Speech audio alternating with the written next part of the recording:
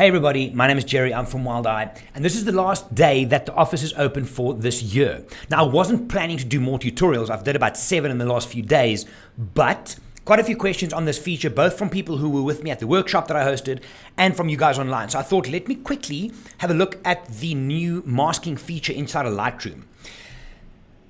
Now, for a long time, we've been saying that if Lightroom could have layers and content aware, those are all Photoshop functions, it'll be so much better. What they did with this masking feature is absolutely genius. Now, it's taken the special adjustments, your brush, radial filter, and graduated filter out of the game, and it's combined it in a very, very nice way. Here we go. Let me show you. So you can find the new masking feature at the bottom here, special adjustments. Click that, it opens this menu. Now, the first two masks that you can add is subject or sky. Lightroom then selects that for you, and you can work on that. Now, a mask is basically, from Photoshop language, an area. I'm going to put a mask on the lion and I can work just the lion. I'm going to put a mask on the sky, I can work just the sky. Let's start from subject. What Lightroom does, it looks for the sharpest area and it looks through the algorithms at shapes and figures. So there we go, perfectly isolated. I can now work just that area, whatever you want to do with it, right? The cool feature that I have been doing, so if I've selected my subject, I can do stuff to it. I then do another one which looks like this, and then you invert that and it gives you the background. So from a kind of advanced vignetting idea, so there you can get the entire background sorted. And that's just by going select subject and invert. Pretty handy. All right, I'm going to delete them as we go so we don't get confused here. Sky, again, Lightroom now through its algorithms determines the sky, and it's really good. Even inside of trees and through trees, it gives you that. So I can then dehaze, we know for skies with clouds is great, so I can then start playing here. Very, very nice that it's isolated for us. In the old days, you had to put a radial filter, you had to brush things out. Now it's all there. Again, keep in mind, if you have the sky and you want to do the entire foreground, you can just invert that, and then you can play with just that area that is masked out. Now, for the purposes of this video, I'm not going to be looking at brush, linear, and radial because they're very much the same as what we had in the previous editions of Lightroom. Early in the new year, I'm going to be going much, much deeper with these tutorials and very narrow focused. Just the subject, just the sky, just the brush. For now, though, I wanted to jump down to these two, color range, luminance range, and depth range. Now, for the majority of you, depth range will be grayed out. You can't use it. Why? An image needs to have a depth map built into the image for that to happen. Now, an example of that would be if you take a portrait mode on your camera, you can set the aperture in the camera. That's what this is looking for. So that's not for us for now. We'll leave that for later. For now, color range and luminance range. Now, what this is, inside of color range, right? You see I've got this control over here. I can now sample different colors in this image. So let's sample the line. So I click over there. It gives me a color. You can see the color I have up at the top here.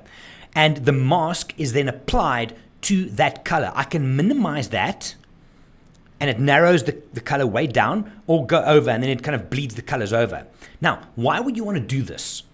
Because if you have a picture like this, and I'll show you another version of this with a close-up of a lion, you can then look at specific color tones or sharpening specific areas based on similar colors in your image. I hope that makes sense.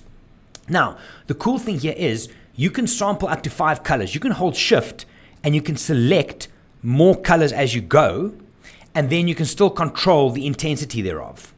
Right, so I'm going to undo. That's pretty much it. Let me reset that one again and I'm just going to reset until this is gone. Update there and there. If I go and I select my color range, and now I select the blues in the sky, for example, there's the mask. I can pull that back, right? Do you see what's happening? So I'm now, instead of doing a uniform change according to the adjustments, it's happening only in a certain area. So again, you can get a lot more depth into that by doing it this way. All right, let me quickly choose another image for you. Delete that one. I'm going to go into something like this. There you go. Let's just open that up from the camera's crop, make it original. Done. And now open this. So again, I'm going to go to color range. So now if I look at this type of orange inside here, that's what it gives me. I can then tighten it up a bit by doing that. All right, so the areas that are red, masks, shows me that that is where the adjustments will happen now, and Lightroom determines that based on the color that you showed it. So if I now go and I do this, you can see you can do a lot of depth in there. You can sharpen specifically and so on and so forth. All right, color range, great one to select, especially with soft greens and different tones of orange, of red, of blue. Very handy to use. Now, the next one that we have down here is Luminance Range. Now, Luminance Range is brightness. Luminance means how dark or bright something is. So this time color doesn't come into play, the tonal value, the brightness of an area. So let's go the dark, let's go on the side. So I'm choosing there. Now you see it's not color dependent, now it's tonal dependent. I can tighten this up here now and see only certain areas. So now I'm working in the kind of a deeper, darker shadow area. So if I now had to do the shadows just on those areas, can you see I'm overdoing it, obviously. But you can now create much more depth in the shadows than if you were to just do a global thing. Now, these things are super efficient. Let me quickly choose an image and we can run the entire process. Okay, so let's say we're going to process this. Very lazy line, not a great image, but we'll use it. So the first thing I'm going to do, I'm going to show you how to stack these layers. I'm going to select my subject. How I prefer to do this. Cool. I'm now going to do another one, create mask, select the subject again for my second mask, but this one I invert. And here I can see this one, the white area, that one, the white area. So by doing this, I'm choosing the pieces of the image that I'm going to process. So come to mask 1. What do we want to do with this one? Maybe push it up a bit, push the contrast up on him. Let's give him a little bit more saturation. Now, as you're working, you can come up to the top next to masks and click this button on and off, and it shows you what masks, the result of your mask so far. You can do the same thing down here. Okay, now I'm going to go to my second mask, which is that. Let's darken that a little bit, maybe put more saturation on it, and maybe drop the clarity a bit to soften it. All right, so if I turn my mask on and off, that's what it's done. And it bleeds beautifully. Let's do another one where there's maybe a bit more. Let's do, I'm just seeing what I have here.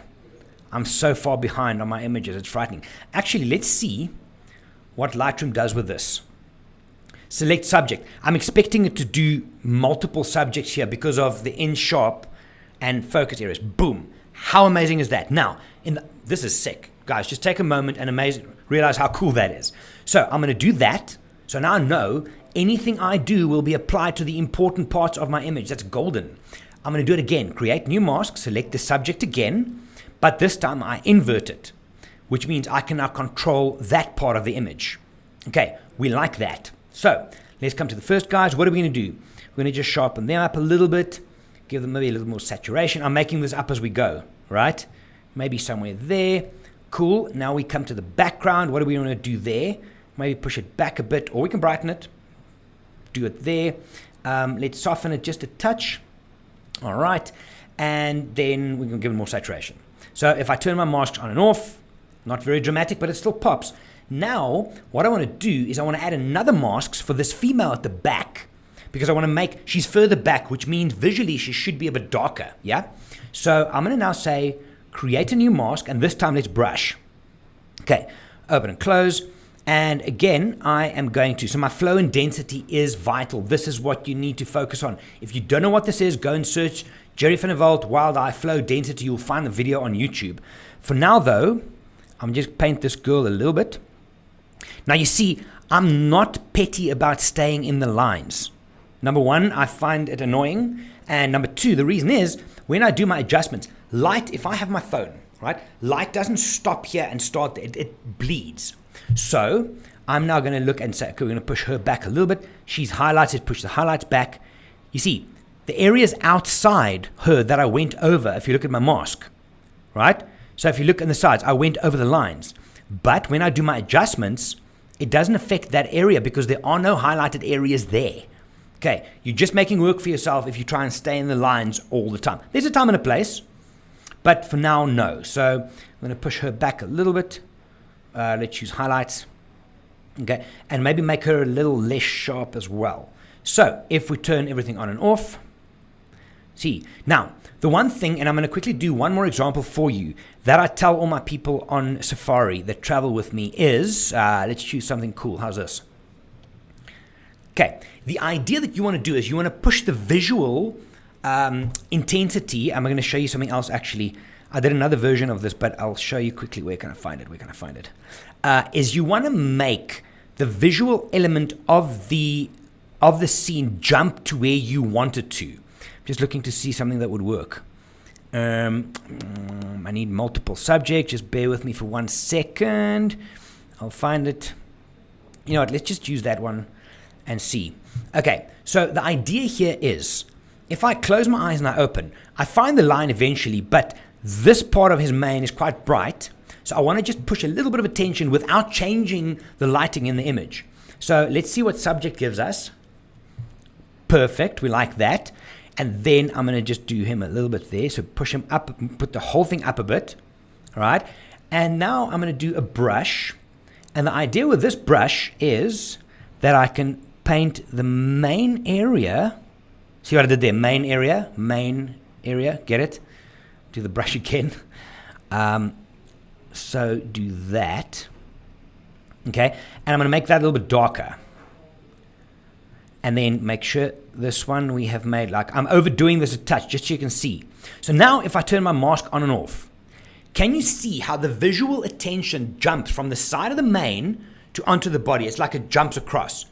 That's what you want to do without losing the contrast that's there naturally. It's a bit of a creative thing. Anyway, so that's the masking feature within Lightroom. A very basic look. Like I said, early next year, I'm going to be deep diving into every single one of those modules as such within the masking feature. You can do the same inside of in Photoshop. Same mask, same everything. The user interface is a little bit different, but exactly the same functions. This has been one of the best upgrades that Lightroom has done in a very, very long time. So give that a try, play with it a little bit, and then if you have questions, send them through, and next year we'll have a look at that. Happy shooting, happy editing. My name is Gerry, I'm from Walt and I. Have a good one. Bye.